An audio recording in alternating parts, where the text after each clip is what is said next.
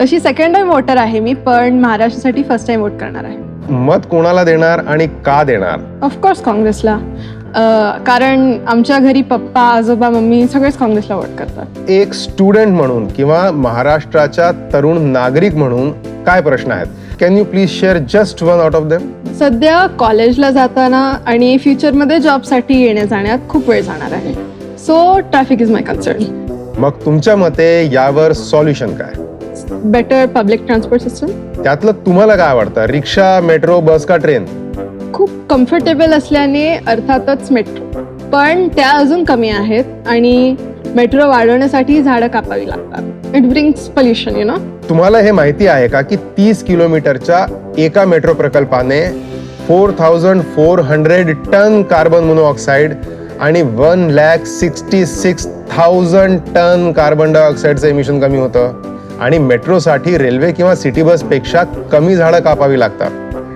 And there is the congestion on the road as the metro routes are elevated. त्यामुळे इतर गाड्यांनी जे प्रदूषण होतं त्यातही घट होते. Are you serious? Let me Google it. That's right. मग मेट्रोसाठी मतदान कोणाला? Congress. Can you elaborate on that? काँग्रेसनेच मेट्रो आणली ना मुंबईत, पप्पा सांगत होते. पण किती वर्षात आणि किती किलोमीटर? No idea. 12 वर्षात 11.4 किलोमीटर्स. अँड सो देवेंद्र फडणवीसांनी किती किलोमीटर मेट्रो केली? 2026 पर्यंत 167 किलोमीटर्स. आणि मध्ये सरकार गेलं नसतं तर वी कुड से 7 वर्षात 167 किलोमीटर्स.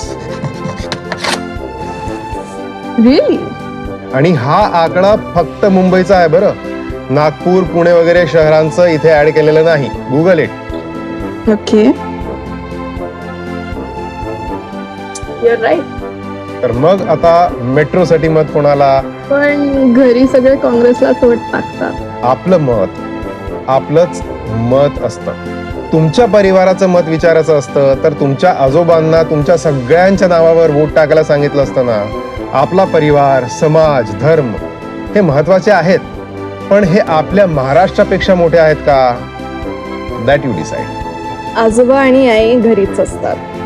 पप्पा कार वापरतात, पण कॉलेजला आणि नंतर जॉबवर मीच मेट्रोने जाणार आहे. So thanks. महाराष्ट्रासाठी माझा पहिला वोट आहे. And I want waste it. And thanks for the coffee.